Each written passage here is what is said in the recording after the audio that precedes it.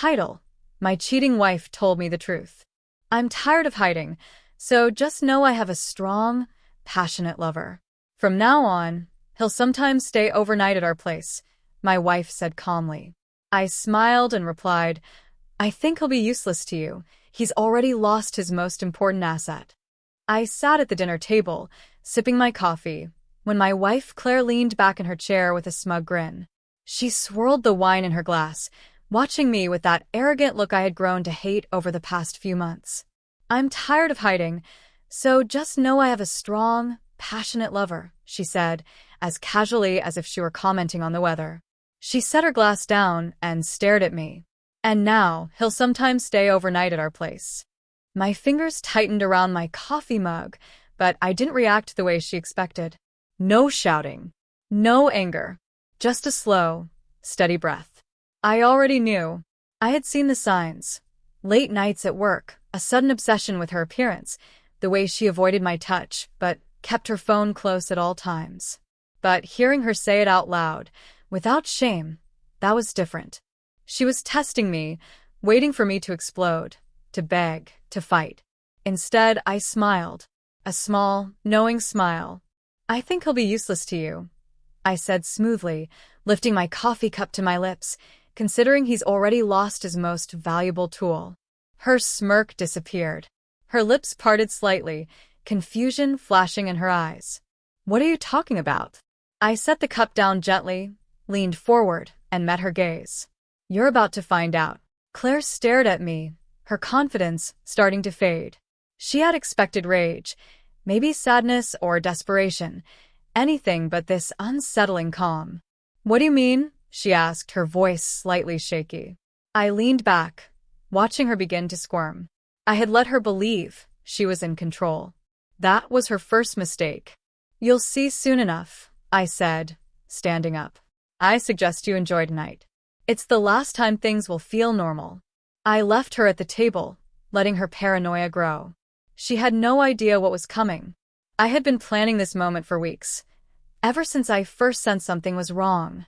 I didn't confront her. I observed. I tracked her habits, installed hidden cameras, and even followed her once, just to confirm what I already knew. Her great lover was a pathetic man named Daniel. While he was sneaking into my home, I was digging into his life. I found everything: his job, his criminal history, which Claire didn't know about, his shady finances, and his biggest weaknesses, the ones I was about to use against him. And most importantly, his medical records. That's when I discovered the perfect way to destroy him. The payback started that night. I pretended to go to bed early, leaving Claire alone. Just as I expected, she quickly got up, fixed her makeup, and sent a message. He's coming over. I watched from my secret security feed as Daniel walked into my house like he owned it, smirking, confident, completely unaware this would be the last mistake he'd ever make. I let them get comfortable, let them feel safe. Then I sent the anonymous email. Within minutes, police sirens roared outside. Claire and Daniel barely had time to react before the front door burst open. Officers stormed in, weapons drawn. Daniel turned pale as a ghost. What the hell is this? Claire screamed. One officer slammed Daniel against the wall. Daniel Carter, you're under arrest for fraud, embezzlement, and identity theft. You have the right to remain silent. I walked down the stairs slowly, purposefully. Claire turned toward me, her face filled with shock and horror. You, she whispered. You did this. I smiled. Of course I did. Did you really think I'd just let this go? She lunged at me, but an officer held her back. Careful, I said calmly.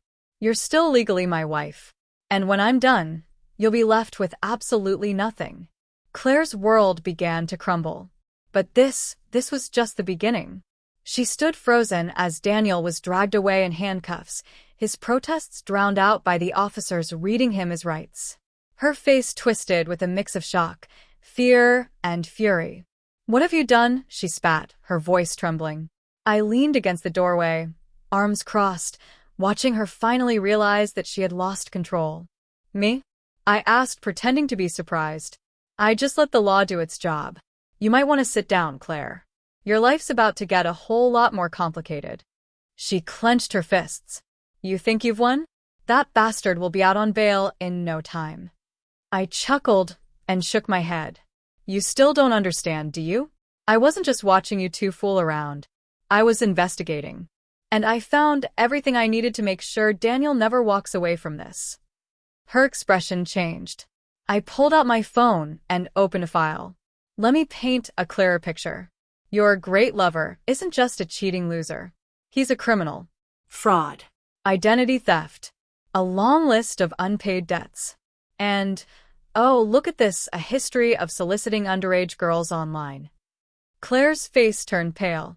You're lying, she whispered. But there was doubt in her voice. I turned the screen so she could see the proof, screenshots, chat logs, financial transactions, all tied directly to Daniel. Tell me, Claire, I said as her panic grew. What do you think will happen when the court sees that not only did you cheat with this man, but you brought him into our home, introduced him to our neighbors, and let him stay around our friends? You think that's going to look good for you? Her hands started to shake. I didn't know you didn't care, I said. And now you're going down with him. As Claire struggled to process what was happening, I kept going. You might want to check your bank accounts, I said, pulling out my phone. Oh, wait, never mind. They're empty. Her head snapped up. What? I shrugged. Remember that joint savings account? The one you thought I was too stupid to monitor? Turns out I've been moving funds for months. Every shady little transaction you made, every dollar spent on your affair, I tracked all of it. And when I filed for divorce earlier today, I made sure you'd walk away with nothing. She grabbed her phone with shaking hands, frantically checking her accounts. Her face drained of all color. You're lying, she said weakly. Check for yourself, I replied casually. Oh, and the house? It's mine. You signed a prenup, remember? You don't get a cent. She looked up at me, pure desperation in her eyes. You bastard, you can't do this. I stepped closer, lowered my voice, and said, I already did. Tears welled in her eyes. The smug confidence she had when she handed me that so-called open marriage contract was gone, replaced by fear. She had no money, no place to stay, and soon, no reputation. And I wasn't finished yet. The final blow. Now, Claire, I said, stepping back. I'd love to stay and watch you unravel, but I've got places to be. You, on the other hand, have about 24 hours before the real fun begins. She wiped at her tears angrily. What do you mean? I smirked. Let's just say you're about to be famous. Her phone dinged. Then again. And again. She frowned, opening her messages, only for dozens of notifications to flood in. Screenshots of her affair were now circulating in the group chats of our family and friends. The police report outlining Daniel's crimes. A leaked copy of that ridiculous open marriage contract she tried to force on me. All of it was now part of a viral post mocking her online. Her breathing quickened as she scrolled through the wreckage. You send this to everyone, she choked out. Not just them, I said, turning toward the door. Your job. Your family. Our neighbors. Hell, even your yoga instructor. Hope you're ready to be the talk of the town. I walked out, leaving her standing there in the ruins of her own choices. And I didn't look back. Claire's fall from grace. By the next morning, Claire's life was unrecognizable. She wasn't just the town's most hated woman. She was a complete laughingstock. The texts, the screenshots, the open marriage proposal, it all spread like wildfire. Friends blocked her. Family disowned her. Even her coworkers, who once admired her, now looked at her with disgust. And the best part?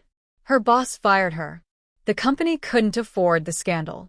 As for her great, enduring lover, he was denied bail. Turns out being exposed as a predator doesn't sit well with judges. The divorce papers were served. She had 30 days to vacate my house. And me?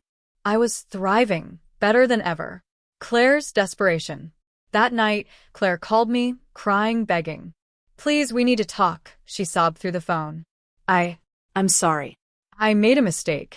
Please, I have nowhere to go. I let her ramble for a while. Let her taste the panic she used to serve me. Then I simply said, not my problem. And I hung up. She sent a dozen messages. I ignored every single one. She made her choices. Now she could suffer for them. Final chapter. Her last mistake. By the end of the week, Claire had one last trick up her sleeve. She showed up at my door. Makeup smeared. Hair a mess. Completely broken. Please, she whispered. I need your help. I don't have anyone else. I looked her up and down. The same woman who once smirked at me, thinking I was weak, now stood here, pathetic and ruined. I smiled. So, what happened to your great, enduring lover? She flinched.